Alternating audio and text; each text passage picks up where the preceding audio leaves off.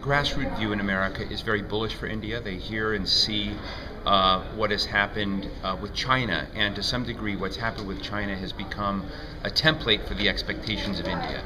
It's a fast-growing, huge country, more PhDs than any other country in the world, that it really has accomplished so much. So the expectations are very, very high. What did you make of the talk on jobs by Obama during his presidential debate? Always blaming India a bit too much? You know, it's interesting that a few years ago, when you saw the massive rise of data centers in places like Bangalore and others, one had the feeling that it was a more serious issue for Americans than it is today. But that day has passed. So the kinds of outsourcing that continue to be talked about, that I think really do matter to Americans, tend to be in the auto sector, engineering, manufacturing, which really doesn't represent what India has been absorbing. So my answer is sort of part way, that I don't think India is blamed for the outsourcing problems of the United States today, but I do believe that more and more Americans are wondering, why has there been no economic policy that has essentially tried to privilege and to create opportunities for investment inside the country? That's a more positive message, but there is obviously a negative dimension when the President of the United States continues to hit on this issue. Sure. Is it Republicans versus Democrats when it comes to an approach towards India, or does it matter? It's a very interesting question, because what you've seen in Mitt Romney's comments about China, where he said on day one he would declare China a currency manipulator, is very different than what a Republican Party leader would have said a decade ago, or even 5 years ago. And so to some degree the Republican Party is playing the populist card on trade and economic issues.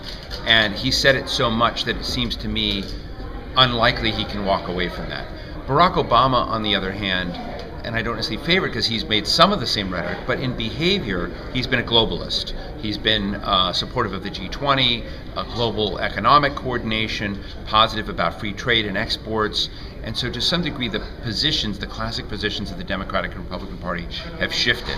So my sense is that Romney overall will be less likely to be as supportive of globalization as we knew it than an Obama administration. But I could be wrong. What is America's plan for shale gas if foreign policy is determined by energy policy, and India has a huge interest in America's shale gas? What insight can you give us in the US? I think gas is a game changer. I think that the Pentagon, the CIA, David Petraeus believe strongly that this gives America a strategic pivot point to become less dependent upon not only Middle East oil but other sources of foreign oil and gas imports, and gives America a new kind of global energy leverage that it didn't have before.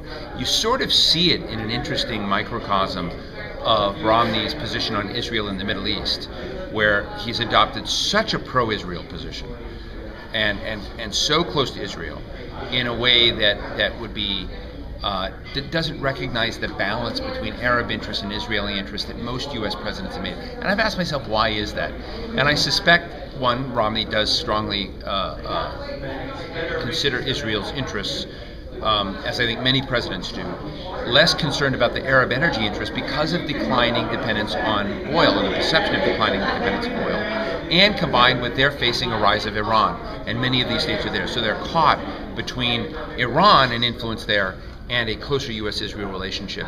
And my sense is that Romney's people think that these Middle East states will acquiesce to a U.S.-Israel pole in that divide.